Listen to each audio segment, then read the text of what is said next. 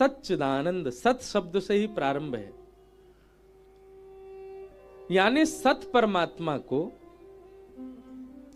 जिस दिन आपने जड़ ना मान करके चैतन्य मान लिया, उसी दिन से आनंद की प्राप्ति हो जाएगी। सच्चिदानंद रूपाय। हम अपने ठाकुरों को हम सेवा करते हैं, सबके घर में सेवा विराज रही है, चाहे लड्डू गोपाल हो, चाहे त्रिभंग ललित ठाकुर जी हो, हमारे गिरधर लाल जी हैं, किसी के यहां चित्रपट की सेवा है। आप अपने ठाकुर को यदि आकृति मानते हो, आप अपने ठाकुर को यदि धातु मानते हो, आप अपने ठाकुर को यदि जड़ तत्व मानते हो, आपको आनंद कभी अनुभव नहीं होगा। सत परमात्मा को चैतन्य मानो, वे साक्षात चैतन्य हैं।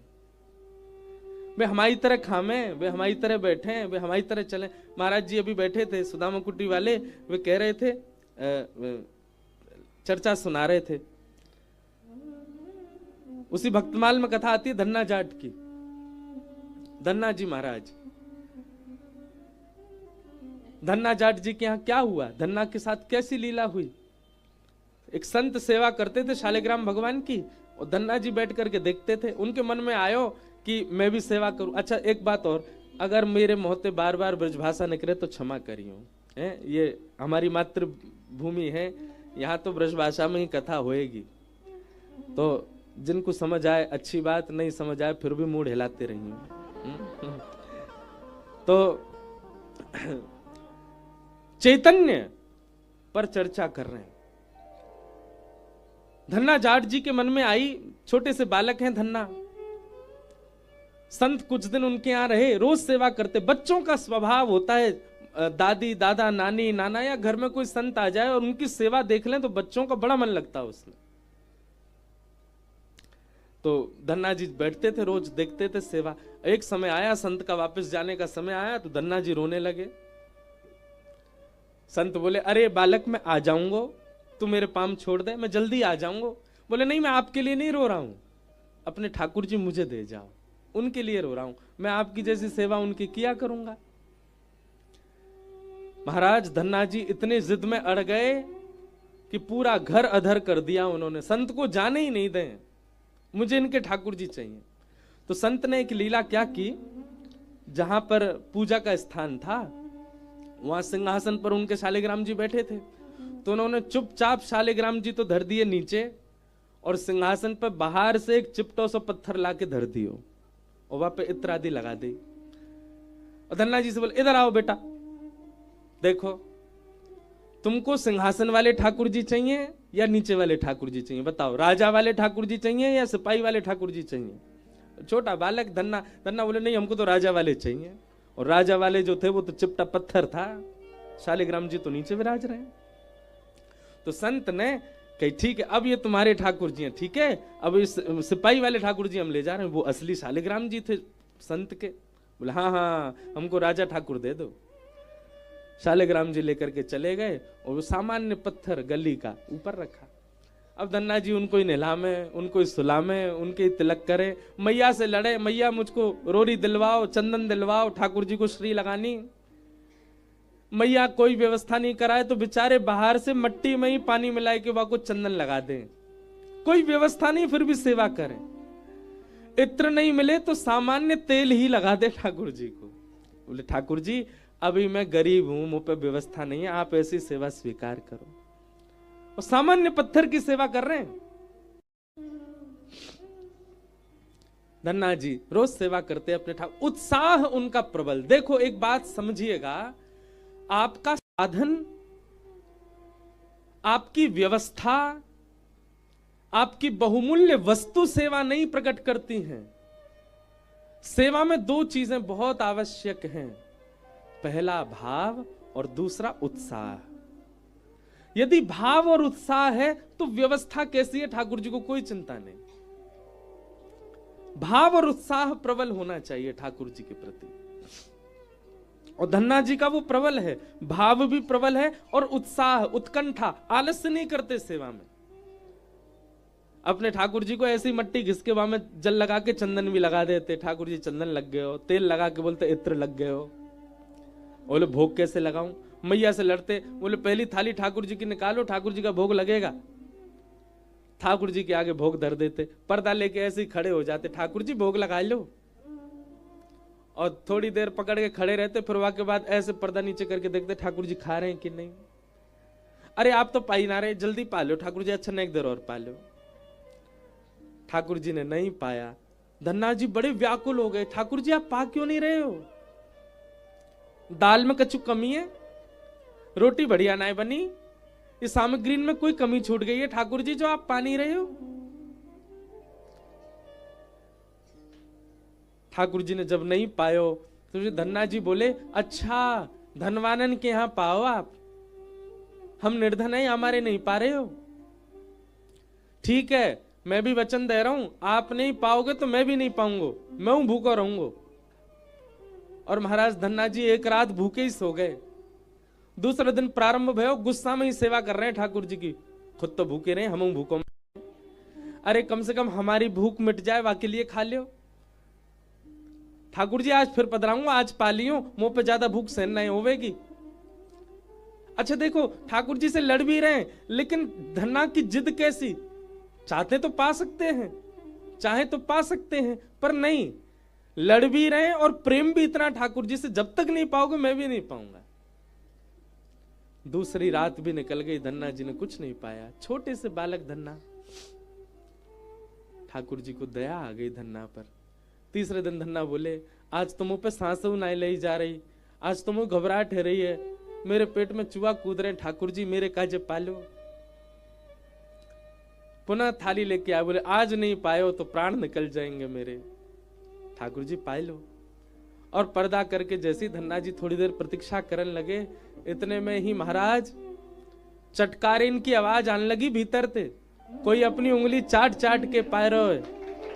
और जैसे ही धन्ना जी ने पर्दा हटायो तो नन्हे से श्री गोपाल जी बैठे हैं और पूरा मोह सन रहा है, हाथन में सब्जी लग रही है, और महाराज रोटी एक कवल हाथ में लेकर के सान सान मतलब फैला के खूब प्रेम से ठाकुर जी प्रसाद पा रहे हैं। आहा बंधुओं, असली शालिग्राम जी तो संत अपने संग ले गए थे, तो गली के चिपटे ठाकुर जी धर गए थे, ऐसे ही कोई सामान्य पत्थर रख गए थे। कैसे प्रकट हो गए ठाकुर जी? ठाकुर जी का अस्तित्व किसी विशेष धातु में नहीं होता है, आपके भाव में होता है। आप चैतन्य भाव रखिए तो सही, जिसके प्रति आप चैतन्य भाव रखेंगे ठाकुर जी वहीं प्रकट हो जाएंगे, वहीं से आपकी सेवा स्वीकार करेंगे। और क्षमा कीजिएगा, कितनी भी महंगी, कितनी भी बहुमूल्य और कितने भी बढ़िया कारीगर से आप धातु में ठाकुर जी का निर्माण करवा लो, भाव नहीं है तो वो सदा धातु ही रहेंगे। हमारे पूज्य पिताजी महाराज बड़ी सुंदर धुन में गाते हैं, भाव के वश में है भगवान, भाव के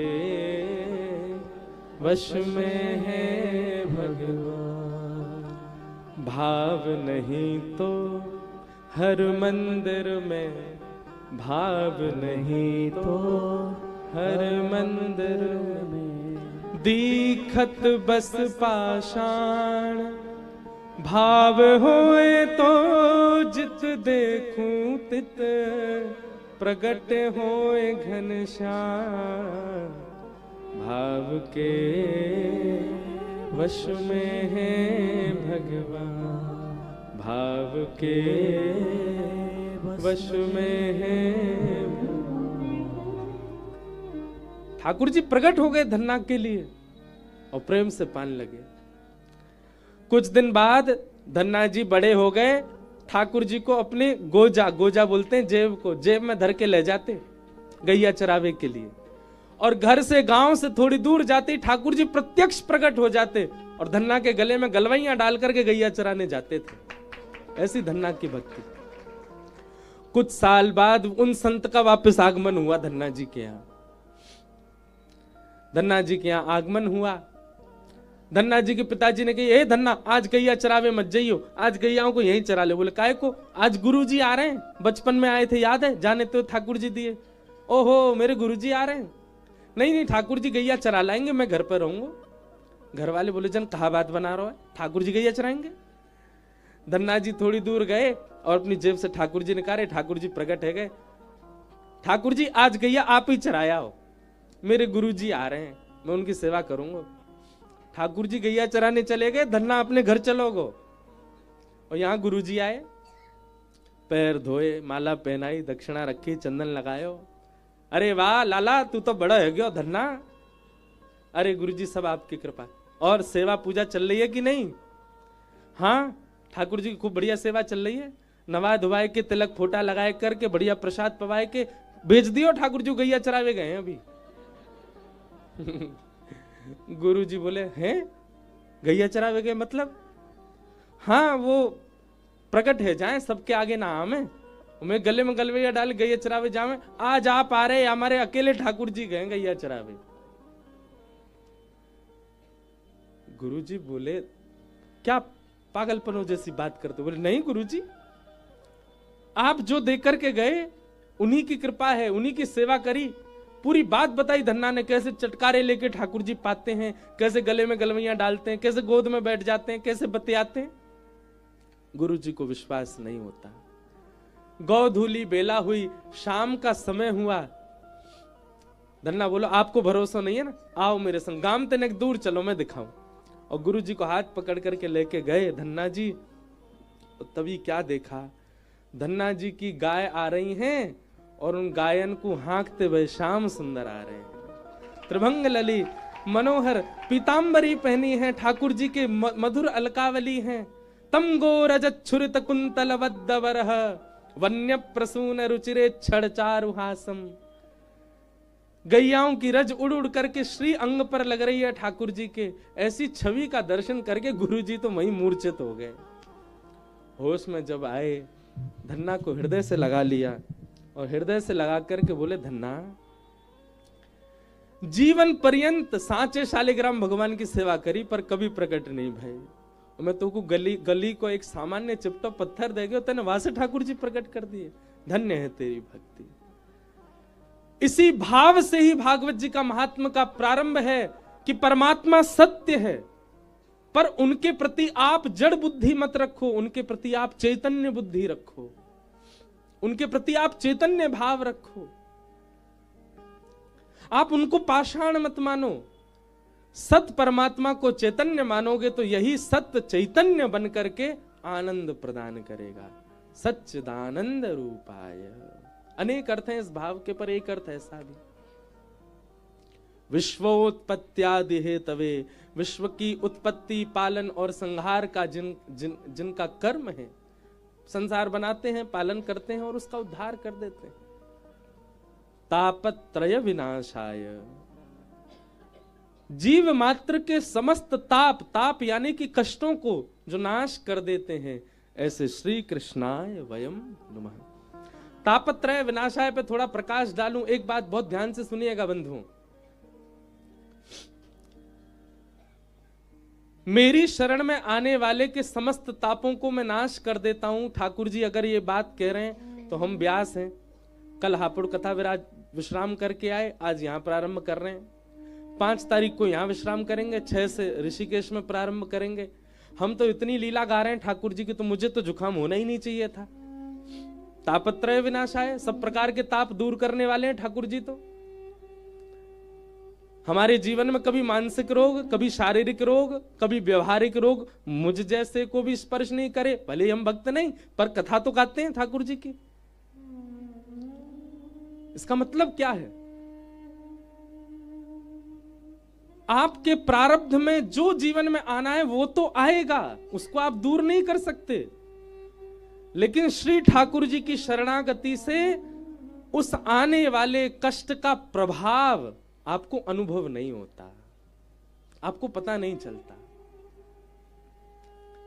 समझ रहे हैं ना बात को?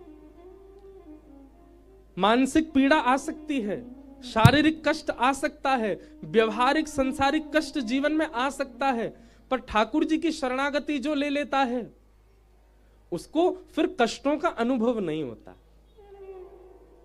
वो सामान्य हो जाता, वो सम हो जाता। क्या मीराबाई के जीवन में कष्ट नहीं था? क्या सूरदास जी के ना नेत्र होने का उनको कष्ट नहीं था? क्या रैदास जी को, क्या कबीरदास जी को, जितने भी भक्त आप उठा लो, क्या उनके जीवन में कष्ट नहीं था? अगर व्यवहार दृष्टि से आप देखो, संसारिक दृष्टि से आप देखो, तो सबके जीवन में कष्ट है, पर क्योंकि वे ठाकुर जी की शरणागत हैं, इसलिए उस कष्ट का अनुभव नहीं होता। मैं आज की भाषा में कहूं तो ठाकुर जी की भक्ति एनेस्थीसिया को इंजेक्शन है। लग जाएगो, सुन्न पड़ जाओगे, ऑपरेशन तो होएगो, काट फाड़ तो होएगी, लेकिन दर्द ना होएगो। जीवन में संकट तो आवेंगे हर प्रकार के, पर वह पीड़ा प्रभाव नहीं डालेगी आपके ऊपर। मीराबाई का एक बहुत सुंदर पद है। मीराबाई कहती हैं, किसी ने उनसे कहा कि अरे तुम ये ठाकुर जी के गुण मत गाया करो, ये राणा जी तुम पर बहुत ज्यादा कष्ट देते हैं, किसी दिन तुमको ज्यादा कष्ट ना दे दें, विष पिलाने का प्रयास करते हैं, सर्पों से डसवाने का प्रयास, सब प्रकार से प्रयास करते हैं, ये कहीं कोई बड़ा षड्यंत्र ना रचा दें। तुम ठाकुर जी को भजना छोड़ दो मीरा, और कम से कम भजो तो एकांत में भजो, उनके सामने मत भजा करो। मीराबाई कहती है, मैं तो गोविंद रा गुण गासूं, राणा जी रूठे तो मने काए करसी। मैं तो गोविंद रा गुण गासूं, राणा जी रूठे तो मने काए करसी। मैं तो गोविंद रा गुण गासूं, राणा जी रूठे तो मने काए करसी। मैं तो गोविंद राम गासूं, राणा जी रूठे तो मने काए करसी। ओ मैं तो गोविंद रा गुण गासूं, राणा जी रूठे तो मने काए करसी। तो गोविंद रा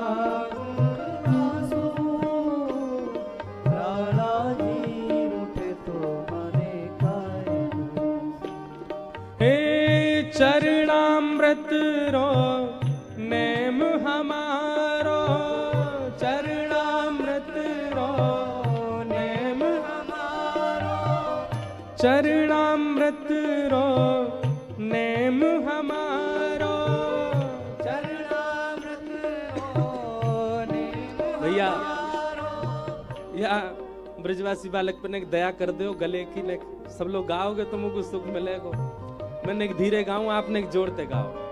चरणामृत रो नेम हमारो, चरणामृत को नेम हमारो, चरणामृत रो नेम हमारो, चरणामृत रो नेम हमारो। ओ मैं तो नित उठ दर्शन जासूं, राणा जी रूठे तो मने काए करसी।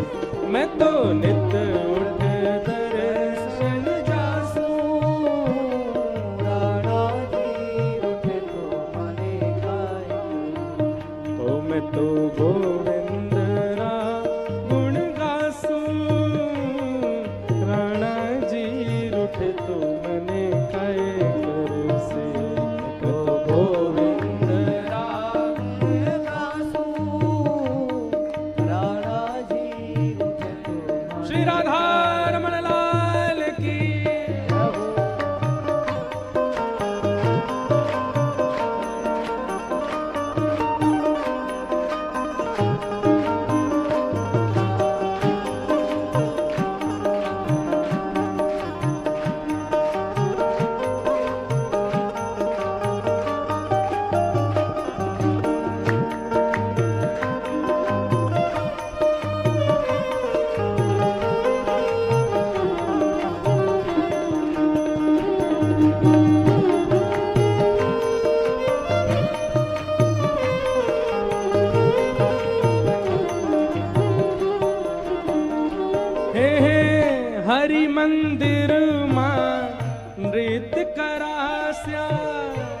हरि मंदिर मां नृत्य करास्या, हरि मंदिर मां नृत्य करास्या, हरि मंदिर मां नृत्य करास्या। मैं तो घूंघरिया घमकास्यू, राणा जी रूठे तो मने काय करसे।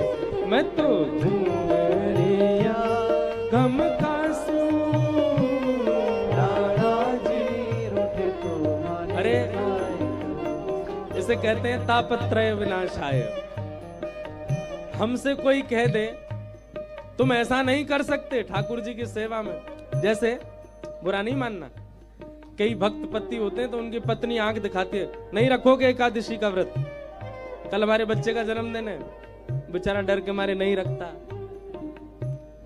कई पति लोग भी पत्नी को डांट देते, नहीं जाना वृंदावन, बेचारी चुपचाप बैठ जाती कोने में। कई माता पिता बच्चों को डांट देते, नहीं सुननी कथा, पढ़ाई करो, एग्जाम आ रहे हैं तुम्हारे। वैसे करनी चाहिए पढ़ाई, हाँ समय मिले तो सुनो। पर ये सारे तो एक व्यवहारिक कष्ट मैंने बताए, लेकिन संसार कई कष्ट हमको देता, उन कष्टों के कारण हम ठाकुर जी के भाव को पीछे छोड़ देते।